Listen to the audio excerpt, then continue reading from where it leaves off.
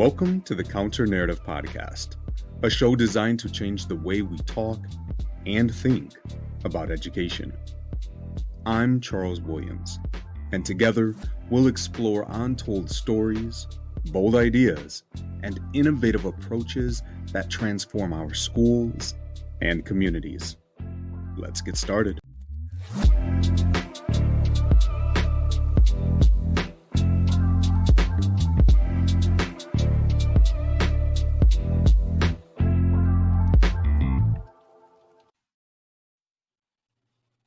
Hello and welcome back to the Counter Narrative Podcast. As always, thank you so much for joining me in this space.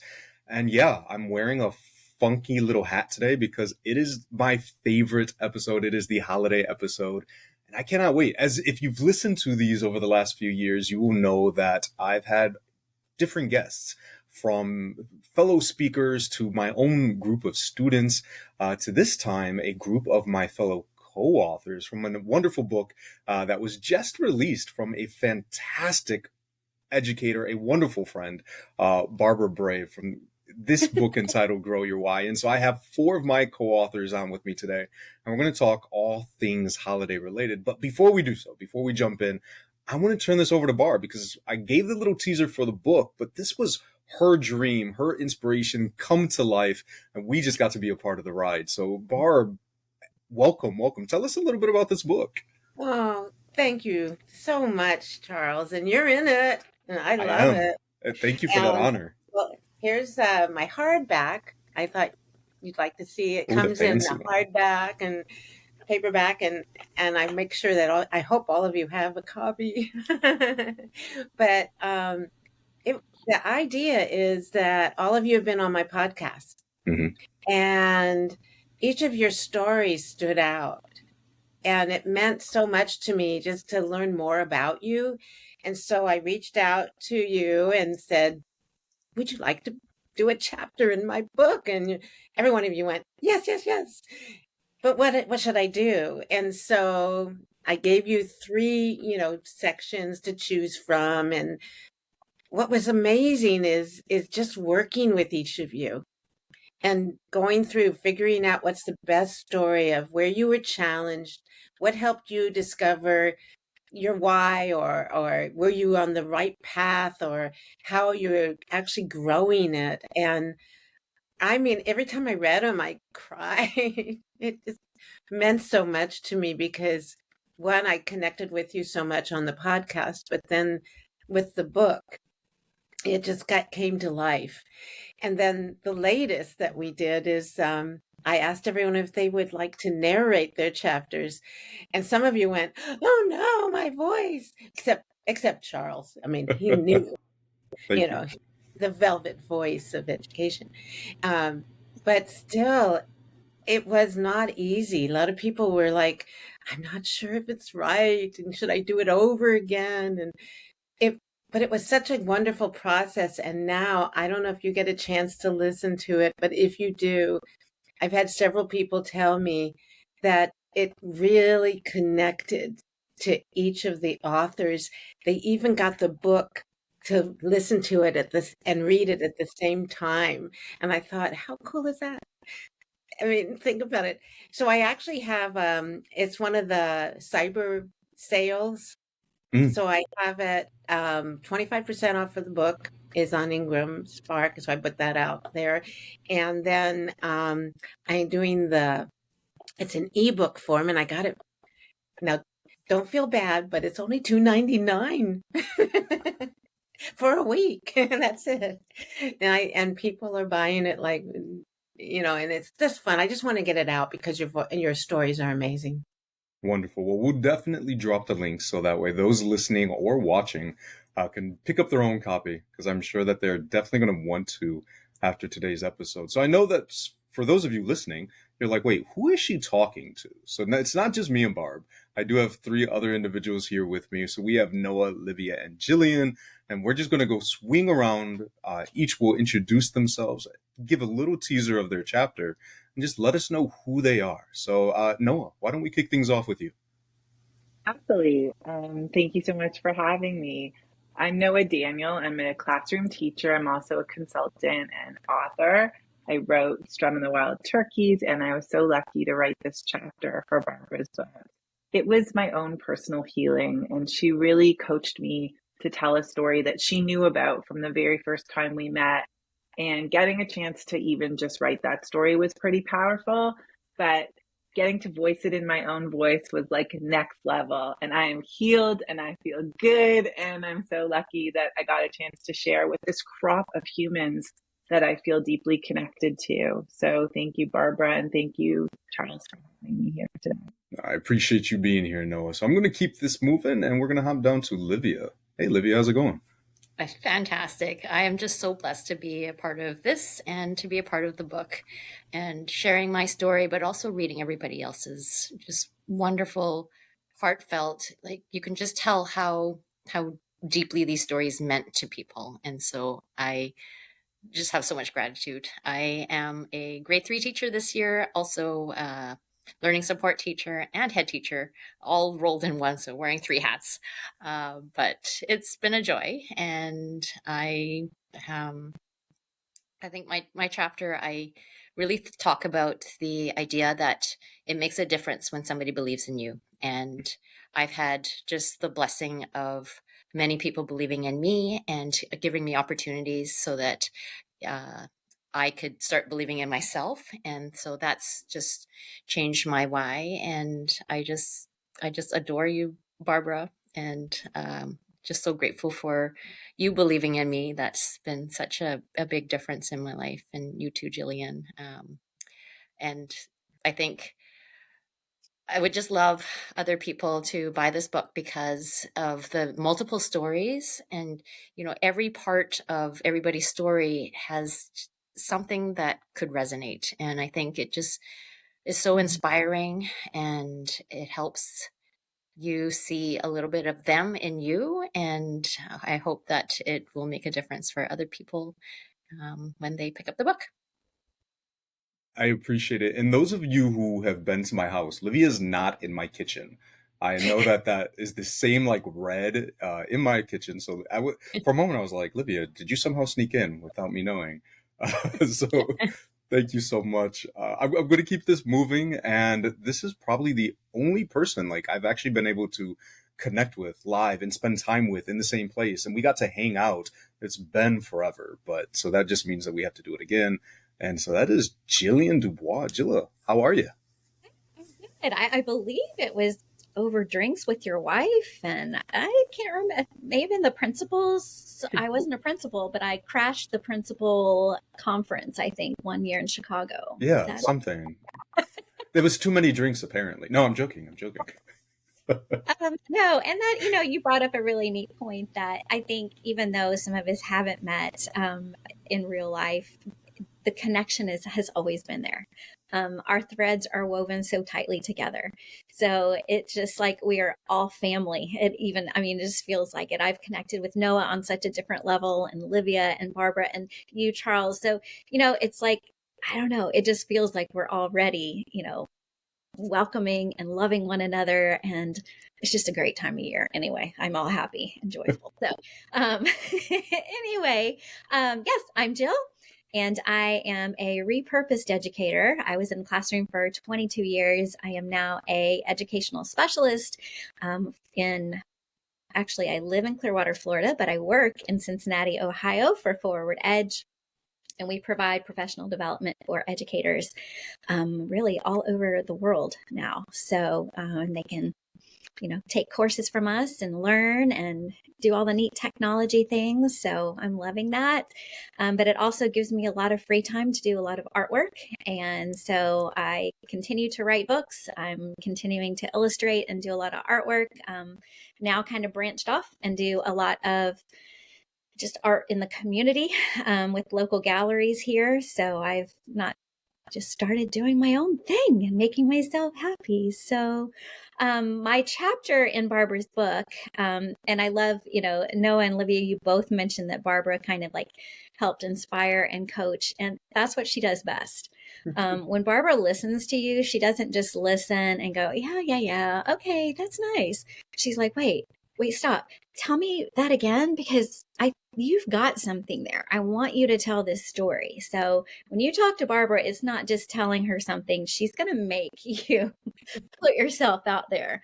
So I know a lot of us in this book, many of us, it was the first time we'd ever expressed our stories so authentically, which means so much because it's now in print, it's in public, everybody can read it. And it does provide that healing, like Noah said. And mine was basically just talking about joy in my journey. Just how we use the things that we do. And I talk a lot about drawing and illustrating and taking things and expressing myself is a way that I have healed and that I have found strength through a lot of the hard times that I've gone through, a lot of the sad things and that have brought me grief. I've learned to experience healing and strength through those times when the havoc becomes harmony. So that's what my story's about. Well, I do appreciate it. And Jill, I when I was saying your name, there was a little flag that jumped up in my mind because I was like, I think I just mispronounced her last name. Did the same thing on my show. I do apologize because I know how important it is to make sure that we're pronouncing names correctly. So I would rather go by Dubois. Okay. So. Okay. All right. I just want to make sure. So thank you. Yeah, no, of course. I think, names are important. And so as I said it, I was like, Charles, you messed up. You practiced it for when she was on the show. And now this time you messed it up. So, so before we jump in, I mention, obviously, if you're listening to the show, unless it's your first time, but you got a little intro of me in the intro of the show. But I had the opportunity, the wonderful, wonderful opportunity to also contribute a chapter. And one of my pieces just talked about the journey. And it's a journey that I oftentimes share with individuals when they're super excited to learn, like, how did you get into this? You're doing all of this work. And I'm like, yeah, this is not where I wanted to end up. the conversation around that. But for some reason, somehow, my grandmother had the foresight of knowing that this is exactly where I would end up. And pushed me into this space. And little by little, even though I tried so hard not to, this is where I am. And I have got to meet some fantastic individuals like all four of you. So thank you to my grandmother, whose birthday just passed from this recording.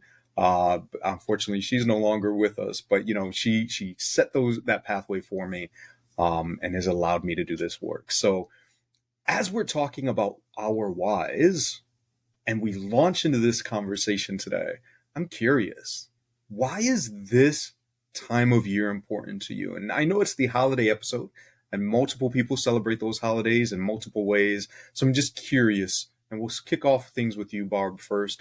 Why is this time of year important to you? Well, this is the only time where my children are grown and have children and they don't live close. So this is the only time that they can put aside time because my granddaughter is going to be 17 and she's great. She still likes me. It's really nice. She wants to be with me. But what's cool is that we get together and that time is so special. And that's because she has it off. Especially high school, you're so busy, you don't have time. But I also have a 2-year-old. My son has a 2-year-old son who I do a lot of Zooming with and a lot of fun with. But when they're face to face, so he was here not too long ago. We do a different thing, and I just love the time with family and friends if I get a chance, because that's what the holidays are all about. Absolutely. Speaking of getting together with friends, we should probably plan something for us all Edu crew to get together at a future holiday event. Now, we got to put that into motion now for next year. Okay, I'm on it. I was like, Barb, you're like the planner. Somehow you have like these connections at the restaurants. You get us all together. I don't know. So we can do. Thank you. No, what about you? Why is this time of year important?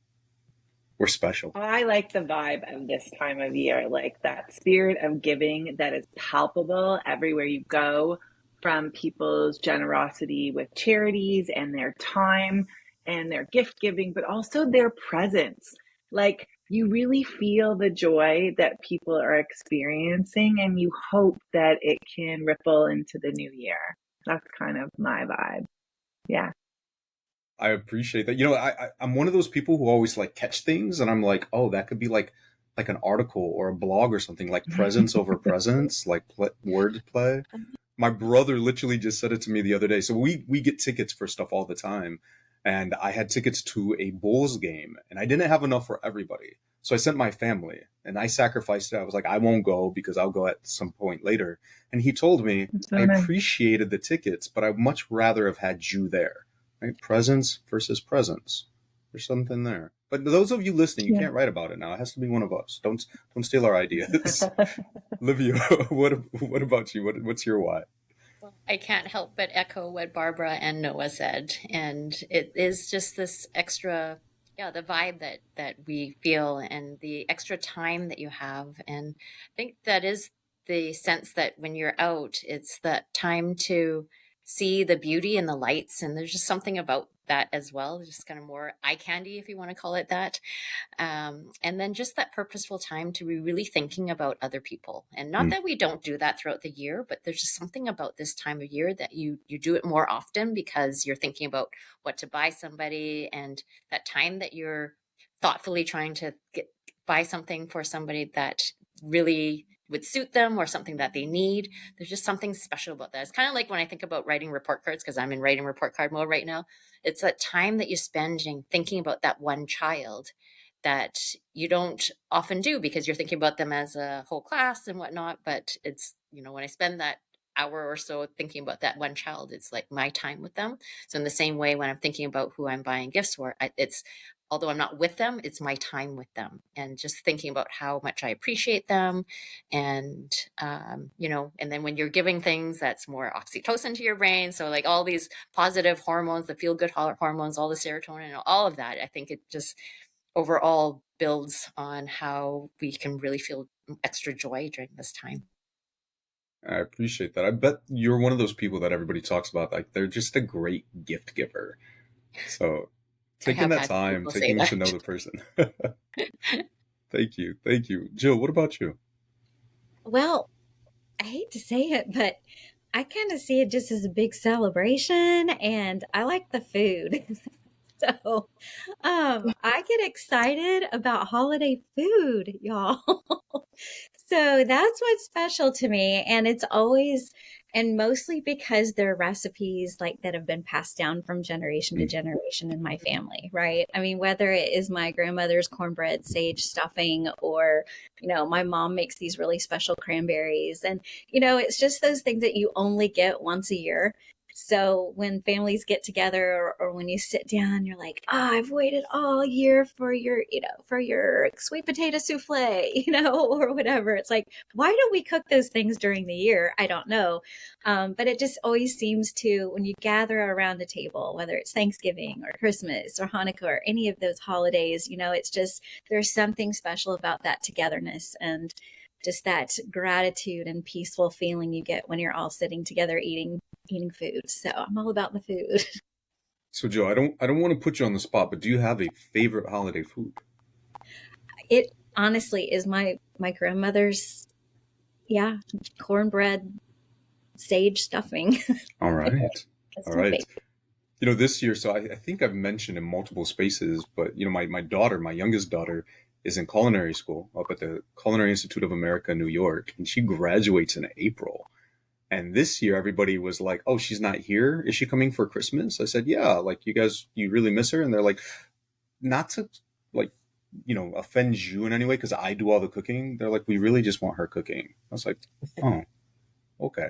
Like that, but that's okay. That's okay. I'm actually really, really looking forward to this holiday and dad and daughter getting to cook next to each other and just throw down in the kitchen. So really looking forward to that. So Sierra, if you happen to watch this episode, just know that moment is coming, because they already said they're chipping in for all the ingredients. We just have to make it. So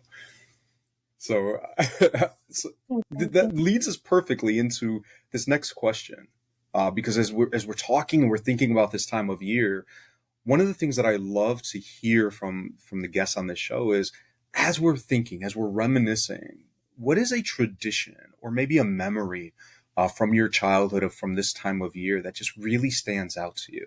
And if you wouldn't mind sharing that. So we'll go in the same exact order. So, I'll kick things over to Barb first. Well, I grew up in Maryland, um, in a area where I'm Jewish, and everybody got together on the street, and I could go to anyone's house and play dreidel, dreidel, dreidel, or have be there to light the menorah because everyone was raising me. And it was so fun to have that. And so, the when you talked about food, yeah, matzo ball soup, potato latkes, I love them. And then my husband's not Jewish, but he makes the best matzo ball soup and latkes now for me. It's just so fun. So it's the traditions of the food, of the games, and just having those memories. I just remember how it was almost like everyone was my family and everybody cared for me and I cared for them. It was just really special.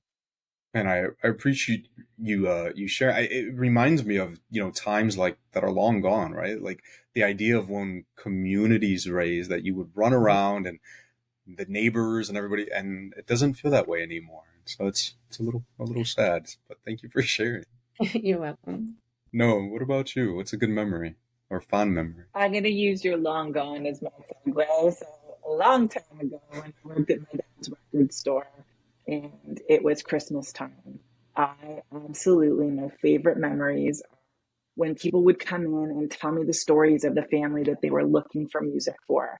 I would have to match the individual to the music. And so I had to become really well versed in all the genres and I had to really, really listen. And I felt like I was having a synchronous moment with the person who was going to receive the gift of music of some type. And whether it was, an album or then eventually a tape and then a CD, like that felt wonderful. But then imagine a huge store snaked with humans lined up at the cash in the days where you didn't get told what the change was. You had to count the cash back, or you had to put the Visa in a machine and get a copy that you would give to people. And you would have to do it accurately and quickly and use the heat sealer for the vinyl bag and get it through. And that rush, like your math skills coupled with your people skills, that was my favorite part of the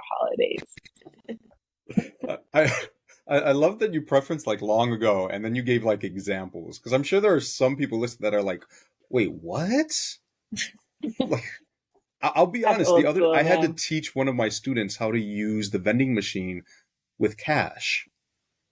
Because they were like, my phone's not working on it. I said, well, do you have cash? And they looked at me like, we could put money in this thing? And I was like, they don't we're not that far gone, but apparently. Well, posters are back. You just never know what's going to come back again. Well, there you go. Maybe we'll bring back the credit card swipes. Like, I like my top, man. No, but it was a good time.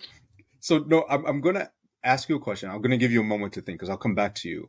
I love the idea when you were talking about this idea that you matched people with genres and songs. And so if you had to pick a genre or maybe even a song that represented this group, unless you already have it, what would that one be? I would say the very special Christmas album, because it was the rock album to end all Christmas albums. And we used to have to play like only Christmas music starting after American Thanksgiving, even though we were in Canada.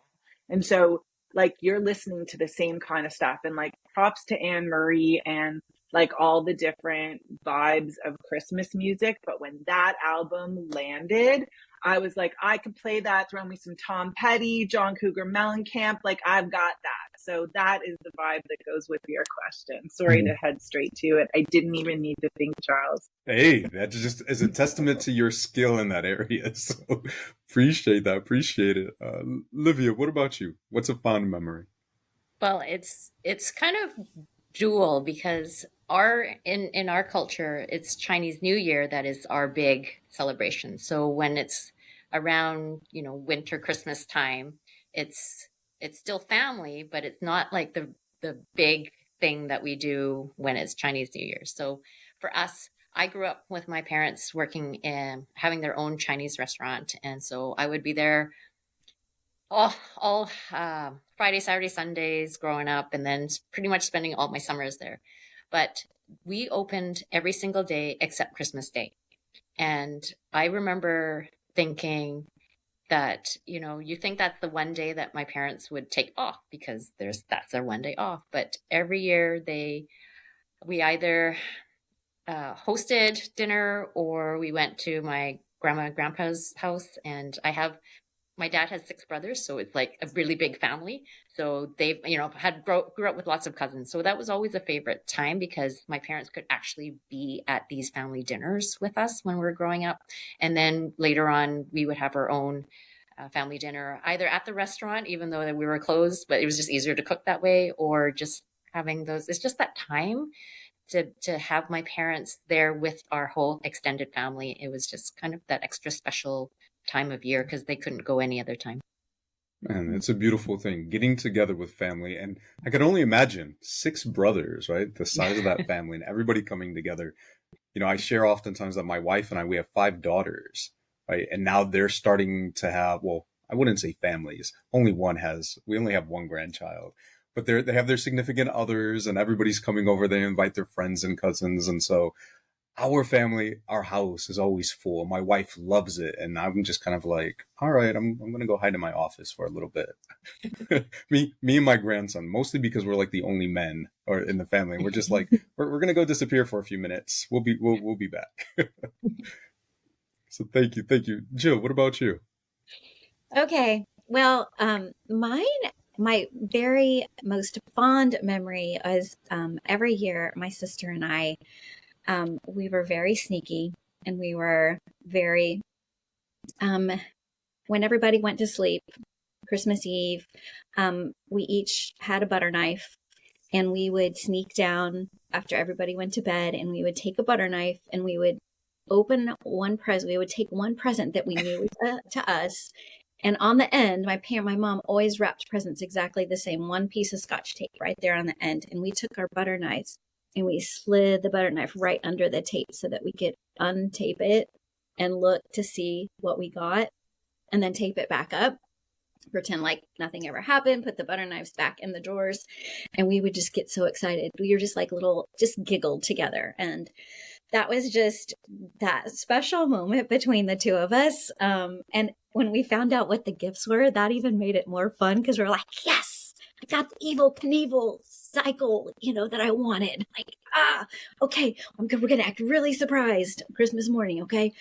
So it was just one of those things. We started doing it every year. So some of the years when we got older, it wasn't quite as fun because they weren't toys. They were just boxes and you couldn't tell. So, but when we were little and they were toys, that was the fun time. Mattel did a really good job of making sure you could see on the end of the box what the toy was.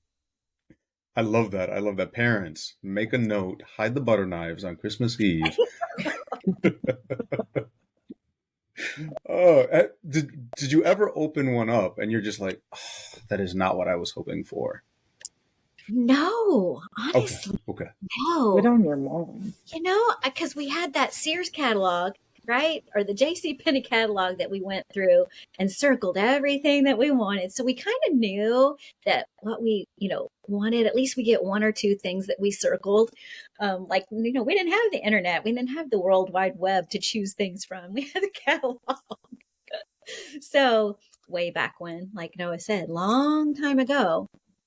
So it was always like, yeah, which one of those things that we circled are we going to get? So I think I'm going to have to add a disclaimer that if people are born after a certain age, that they're going to have to listen to this with Google open and ready to go. Because they're going to, what? Like Amazon now has a little catalog that they send out. And I know my grandson went through and circled it all up. And I was like, oh, that's nice, right? We're still reminiscing a little bit. But thank you so much. Thank you so much for sharing. I mentioned at the beginning, it's always challenging because I've done this one a few times. And so I never want to just keep sharing the same ones over and over and over again. So I think that if I were to share one from my younger years, it was just that anticipation. So growing up, we were very big in the Presbyterian church. And I remember we would go and we'd have midnight mass and we'd hold these candles and they'd have this little paper disc but you had to hold it very, very still. Otherwise that like wax dripped through and like fell on your hand and burned your hand. And I remember focusing more on that than like actually singing the songs or anything like that. But it was going back home, and I remember my grandfather always rushing home before Santa got there, because we had to get home and we could get in bed before Santa got to the house. And so I remember him driving like the 3 blocks to the house and getting home, and my brother and I rushing to get tucked away into bed because we had to make sure that we were asleep before Santa came, and waking up that next morning, right? Just that bubbly anticipation of waking up the next morning and seeing the gifts there, right? And just recognizing, and for me, and transitioning into this next question, being able to recreate those things for my children, now for my grandson, and adopting that role, in the same way that everybody would go to my grandparents' house, it is now my house. Everybody comes here, we host everything, and so our home has become that center now that they're no longer with us. And so I'm curious, as we talk about these memories, these traditions that we've had, in what way are you either carrying those traditions on, or have you made, or it could be a combination, have you modified or started some of your own with your own families, friends, and spaces and loved ones? So we'll just keep it in the same order so we're not getting thrown off. So Barb, I'll throw things over to you first. Well, Thanksgiving is big in our family, but my children, my son lives in Portland and my daughter lives up in Truckee near Tahoe. And it's awfully difficult to travel during Thanksgiving. So they changed last year that they would come the week before. And so we had an early Thanksgiving. And we've tried this last year. We had early Thanksgiving. And then on the Sunday, we invited all the cousins. They're my kids' age, and they have little ones. And so the house was full of, it's like my house is the house now too. It's like, because we never moved, everyone goes, oh, your house is like home. Can we come? Like that. So even some friends come over and it's really fun. Well, we did it again this year. And now that my youngest grandson is there, it's really fun because we go get him at the plane and he runs over and it's like, gives us a big hug. And the cousins, some of them didn't see him. So it was really fun to get together with that. And my daughter, and they couldn't make it down because it snowed so much. So they missed out because we had everyone here but them. So we're going up on Friday because it's no snow right now. And we're going to go because they had, I think last year they had 25 feet. Nobody could go. It's like Tahoe and Truckee, it's just crazy snow. And so we hadn't been up there in a long time. We go in the summer, but not when it's snowing. But she called, she says, it's clear. No snow. You can make it. And we can see you. So we're going to celebrate just because we want to all be together. And then we'll find another time where we're going to come back and have all the cousins and everyone together, but it'll be here. Barb, one of the things that I just absolutely adore about what you said is something that I think we could and should embrace, is this idea like that the concept, the love, the ideas of these holidays don't have to be contained to a single day. Like Jillian had mentioned, like, why do we only make these special meals once a year? Like if they are the things that bring us together, if they're the things that bring us joy and we honor one another, like, we don't have to do it on a single day. This year, this Thanksgiving, my mother-in-law was in the hospital all week long, and we waited and we said, all right, well, we'll get together later. And it's like, but it's not Thanksgiving. Like, it's not the day that matters, right? It's all those other pieces. And so I just love that you're like, hey, we're going to do it then and we'll do it again. And because it's all about getting together and loving and being together. So thank you for sharing that. It was my kids' idea. And so it wasn't mine. I was kind of like, come, I'm open anytime. And they said, that when you travel on a plane during the holidays, it's crazy during that weekend. And same with around Christmas. It's the same thing. So it's fun. This is going to be, we just spread it all out. There you go. There you go. Why I wish you safe travels And hopefully you do not get stuck up there with a bunch of unexpected snow. Well, that'll be okay. I'll make a snowman and snow angels. There you go. There you go. Noah, what about you? What are you either carrying on or what are you modifying and adapting? So we have two different traditions, and one side of the family, because we have Ashkenazi. So Barbara was talking about latkes. That comes from one kind of tradition from the European heritage. But then we have Sephardi family who have like the most amazing sufganiyot. So they're like a kind of donut that's dipped, that's like decorated and fancy. So we got that styles and all the intergenerational love. And then on the other side of the family, we have lots of people who celebrate Christmas. And this is the first year in so long that Hanukkah's first day is on Christmas Day, which is also my birthday. So we get to all be together and celebrate everybody's traditions and like have a little piece of everything. And it's really nice to be together, but it's also nice to celebrate together and to be in an environment where like my bubby could not have imagined how amazing our family would turn out in this accepting, beautiful iteration where everybody has a place and everybody's lived experience have, a seat at the table. So it's like, I don't know, I think it's just a really special time where this confluence of experiences and food makes it festive and special. No, you're going to have to adapt that phrase, that like that Christmas, Kwanzaa, Hanukkah. Like you're going to have to add birthday in there somehow. Add birthday. Well, I was born in Israel on the same day as our Prime Minister, Justin Trudeau, and, in the same land as Jesus. So it makes for a really good time. And crazy enough, Livia, but most of my life, I spent my birthday at the Chinese restaurants for dinner because it was the only places that were open, and then at the movie theater. So that was our tradition. So good on your family for closing it because it's special to be together. But, thankfully, many people did not because I would have had nothing to eat. Well, when you listen to this, because this will come out right before your birthday, so please make sure that you jump on the socials and wish Noah a very happy birthday. So, Livia, what about you? I'm just like you and Barbara.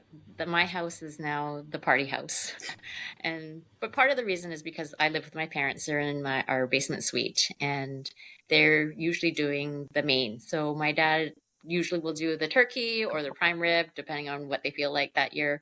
And then we have the family come over, sometimes with my aunts and uncles and cousins as well. And so my house is full of people, and but I think it's busy when you host, right? There's so much to do and so many things to get and so many things to prepare, but that's part of the joy. It's part of the giving to your family and just the anticipation too of knowing that they're coming to your home and knowing that you have that special connection time and that extra love and joy. And everybody also brings a dish. I'm not doing all the cooking. I do a lot of the appetizers and desserts and whatnot, but everybody will bring a dish. And so it's exciting to see what they bring because it's always something that I wouldn't make. And so it's always like, oh, are you going to make that green bean dish again this year or something else? And it's just time.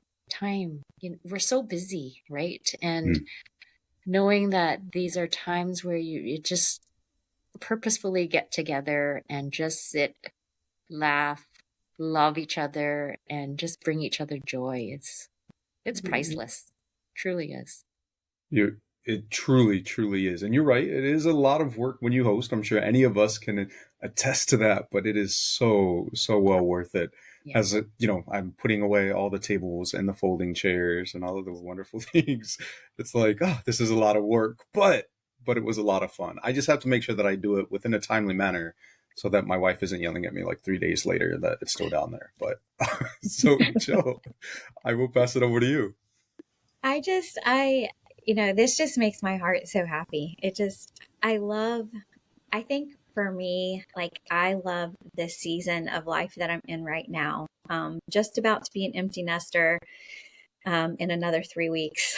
And, it was always those fun times waking up early. What did Santa leave? Or what are we going to do today? And now it's that stillness and it's that quiet. It's that day just to reflect and really to kind of think about all of the things that maybe we've been through this year, good and bad. One thing that we've carried on, one tradition that we've really carried on, I've been married 36 years, and my husband grew up in a family that was just a huge family. He had 5 brothers and sisters, and his parents always invited people over that needed a dinner, that didn't have a family and didn't have anybody. So Tim always says, he's like, yeah, I never knew who was going to show up at Christmas dinner, because there was always going to be at least 2 or 3 people I had never seen before. I didn't know. I had to introduce myself to them. And about 3 or 4 years ago, when we've just, family members, we've all kind of dwindled down to just the few of us. And we're like, it's kind of quiet.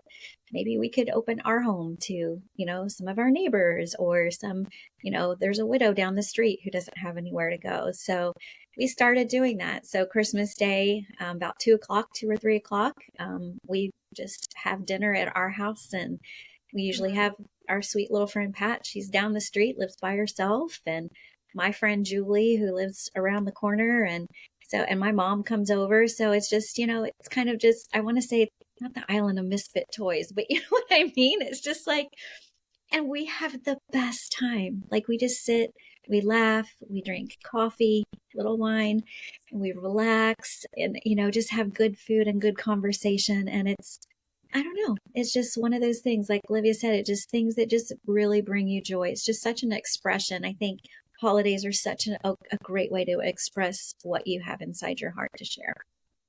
Man, it is beautiful. And I appreciate you, and I'm sure they appreciate you, just opening up your home, opening up your hearts to those who maybe don't have, right? And building those connections. Like we talked about at the beginning of this conversation, we've been fortunate enough to be able to build those connections amongst one another, and the power that is behind that. And so being able to do so within your community, with neighbors and friends, I'm sure they appreciate it. And so thank you so much for sharing that. So you all, those were all the questions. And it just, I'm always like, I look and I'm like, man, time is flying. We've had an opportunity to sit and connect. And I'm like, I really was partially thinking like, man, can I just come up with some more things so we can just sit here and keep talking to one another?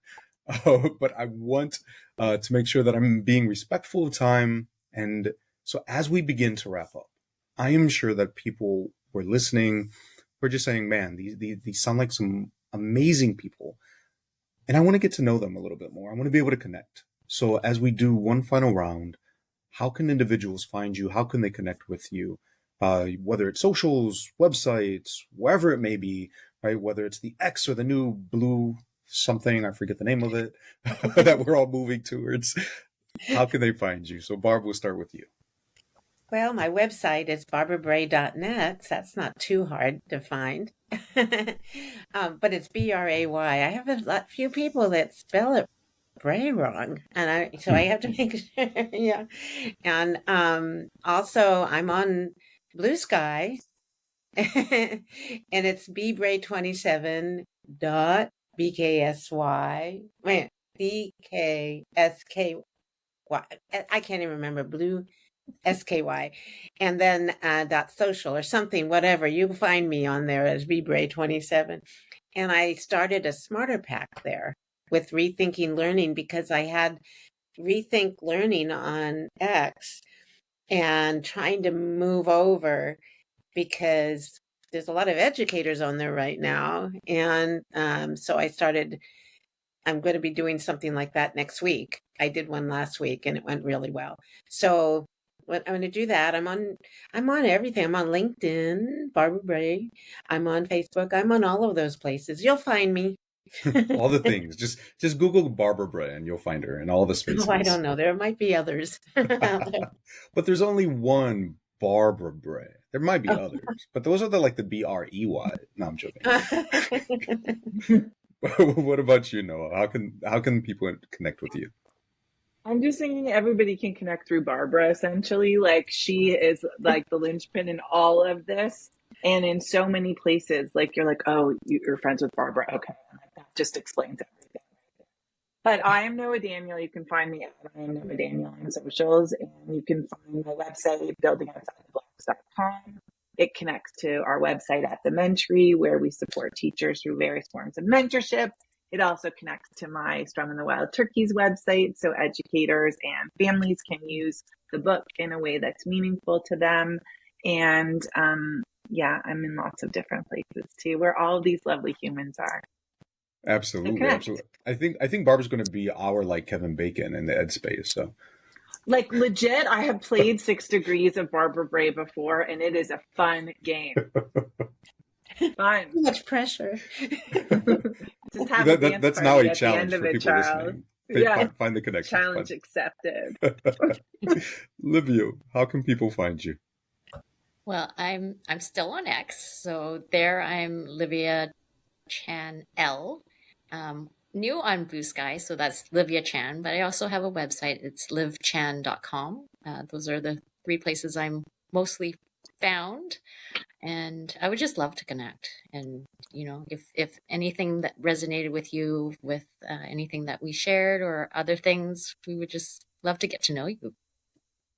Thank you so much. And you will not regret connecting with Livia. I know that we've been connected on the socials for a while now. And if you're ever just kind of like, down, like come across one of her posts and you're like, I'm feeling a little better. So definitely, if you need some uplift, some positivity, make sure that you follow her. And last but not least, Jill. Well, let's see. My website is impartedjoy.com. And I am on X at Imparted Joy as well. So those 2 are easy to remember. And if you go to X and on Imparted Joy, it'll lead you to Blue Sky. So I am on Blue Sky as well.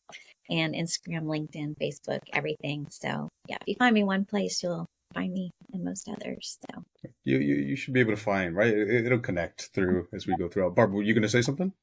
I was just going to show that I put in the book, everybody has their information in their bio. I made sure that we have that. And so there's even a QR code for each of you so they can just find you right away. And I've made link trees. I don't know if any of you have made a link tree. For me, that's been the best because I can put everything up there and everyone can get to it. And I forgot to say that. I'm Barbara Bray 27 on Linktree. Well, now I'm going to go back and just like delete all of this and be like, if you want to find them, go buy the book. Like that's the only way you're going to. No, I just want to say thank you. Obviously, thank you so much for being on the show and wrapping up another year. And I get to do so with some of my favorite edu people. So I thank you so much for that. But also just thank you so much for the work that you're doing. I've tried so hard to curate groups of individuals that have different experiences and different perspectives. And sometimes I feel like I try so hard and we have these conversations and I'm like, but this one was organic and it did exactly what I hoped to do. So I just want to say thank you so much for all the things that you are doing out in these spaces. I just want to say thank you, thank you, thank you. Thank you, Charles. cool. You do a lot. You not only have this podcast, you have another, and you have books, and you have so much going on. I tell people I have no idea how much time I have here. And so my goal is to make the biggest possible impact that I can. And I get to do so mostly through the work that I get to do with all of you, because we've all worked and shared space in one way or the other. And so that work has been amplified because of those connections with you all. And so I want to say thank you again to all of you for being here. And then for those of you who are listening or watching or both, thank you so much for being in this space. And until next time.